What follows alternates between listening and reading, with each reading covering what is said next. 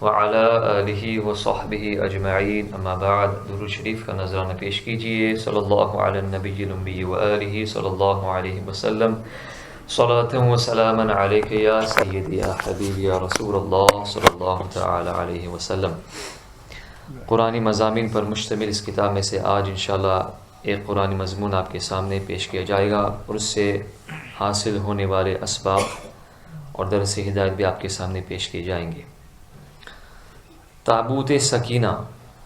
یہ شمشاد کی لکڑی کا ایک صندوق تھا جو حضرت آدم علیہ السلام پر نازل ہوا تھا۔ یہ آپ کی آخر زندگی تک آپ کے پاس ہی رہا،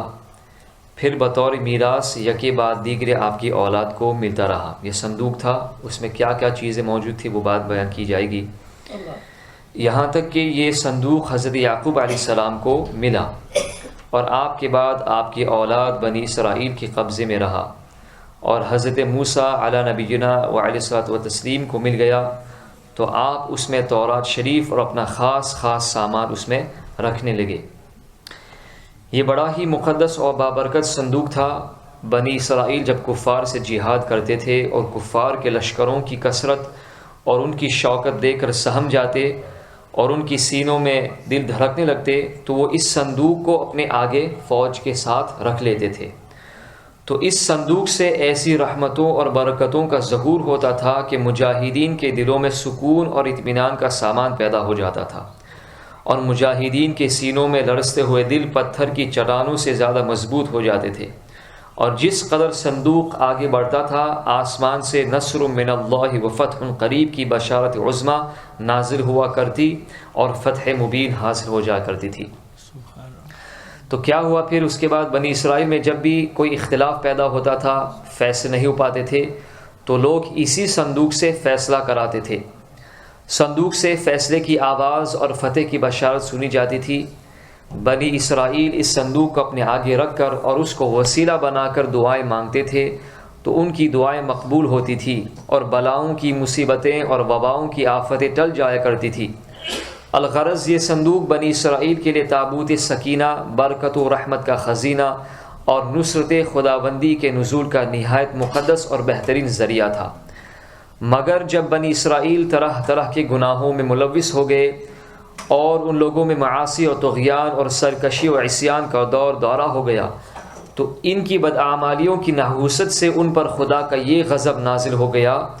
کہ قوم عمالقہ کے کفار نے ایک لشکر جرار کے ساتھ بنو اسرائیل پر حملہ کر دیا۔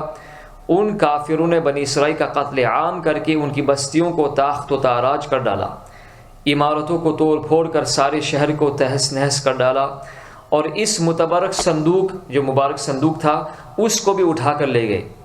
اس مقدس تبرک کو معاذ اللہ انہوں نے نجاستوں کے کوڑے خانے میں پھینک دیا۔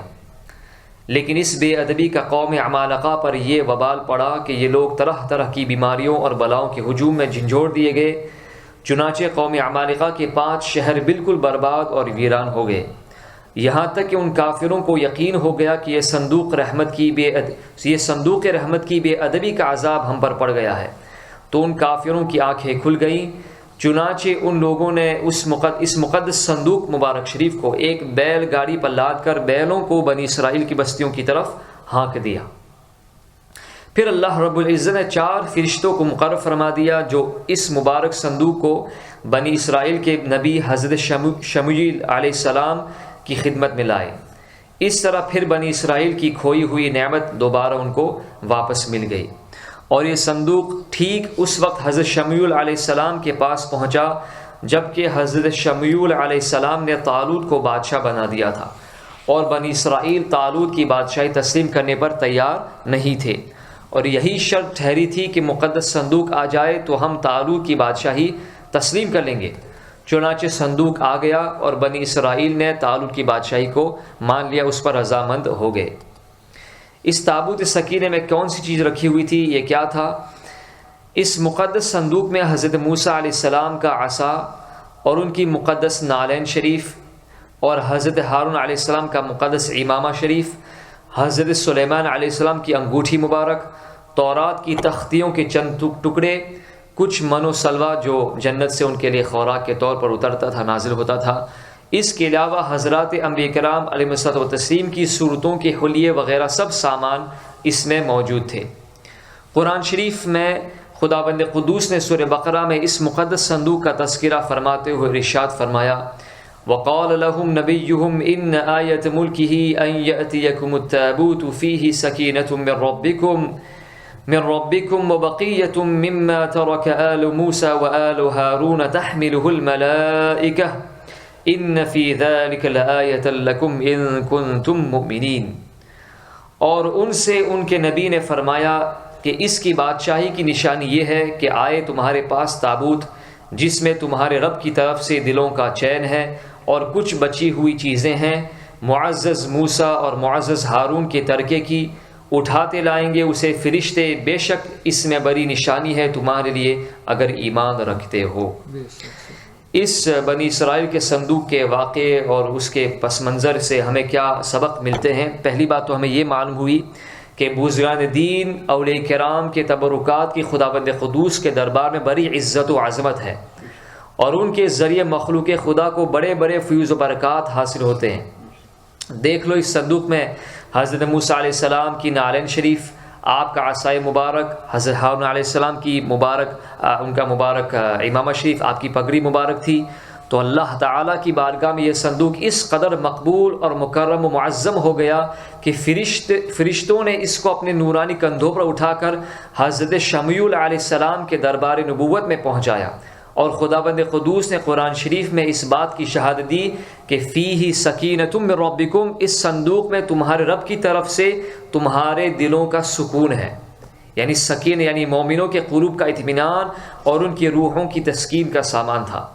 مطلب یہ کہ اس پر رحمت الہی کے انوار و برکات کا نزول اور اس پر رحمتوں کی بارش ہوا کرتی تھی۔ تو معلوم ہوا کہ بزرگوں کے تبرکات جہاں اور جس جگہ بھی ہوں گے ضرور ان پر رحمت خداوندی کا نزول ہوگا، اور اس پر نازل ہونے والی رحمتوں اور برکتوں سے مومنین کو سکون قلب اور اطمینان روح کے فیض و برکات ملتے رہیں گے۔ آج بھی اگر آپ ترکی جائیں گے تو استنبول شہر میں توپ کاپی میوزیم ہے، جہاں پر نبی کریم صلی اللہ علیہ وسلم کے مستند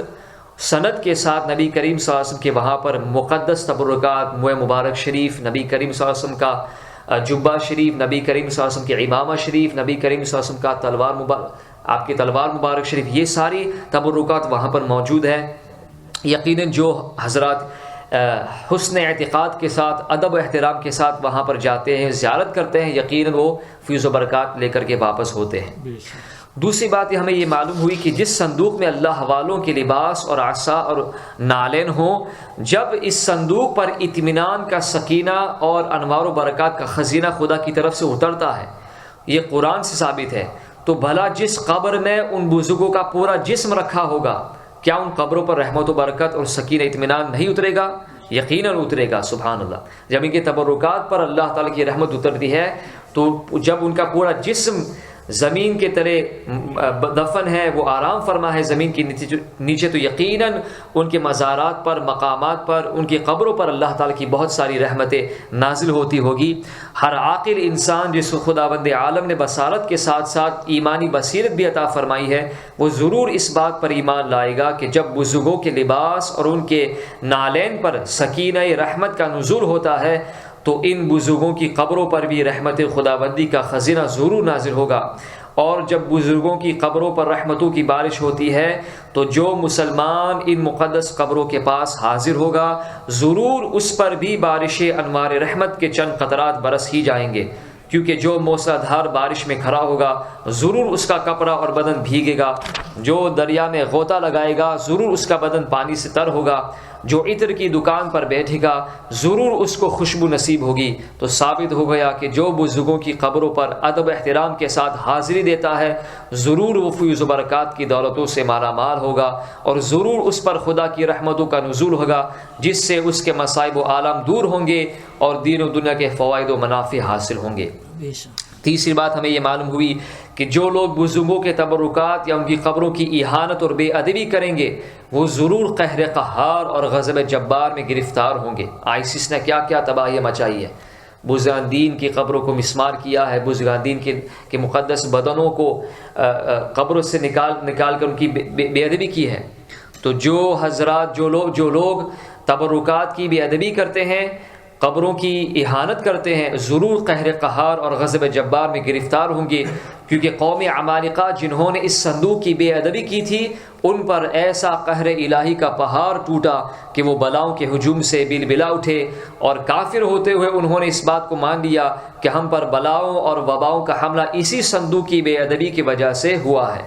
چنانچہ اسی لیے ان لوگوں نے اس مقدس صندوق کو بیل گاڑی پر لاد کر بنی اسرائیل کی بستی میں بھیج دیا تاکہ وہ لوگ غضب الہی کی بلاؤں کے پنجے قہر سے نجات پا لیں۔ چوتھی بات معلوم ہوئی کہ جب اس صندوق کی برکت سے بنی اسرائیل کو جہاد میں فتح مبین ملتی تھی تو ضرور بزرگوں کی قبروں سے بھی مومنین کی مشکلات دفع ہوں گی اور مرادیں پوری ہوں گی، کیونکہ ظاہر ہے کہ بزرگوں کے لباس سے کہیں زیادہ اثر رحمت بزرگوں کے بدن میں ہوگا۔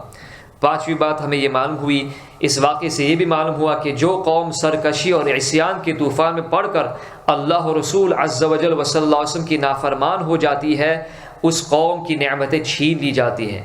چنانچہ آپ نے پڑھ لیا اور آپ نے سن لیا کہ جب بنی اسرائیل سرکش ہو کر خدا کے نافرمان ہو گئے اور قسم قسم کی بدکاریوں میں نافرمانیوں میں پڑ کر گناہوں کا بھوت ان کے سروں پر عفریت بن کر سوار ہو گیا،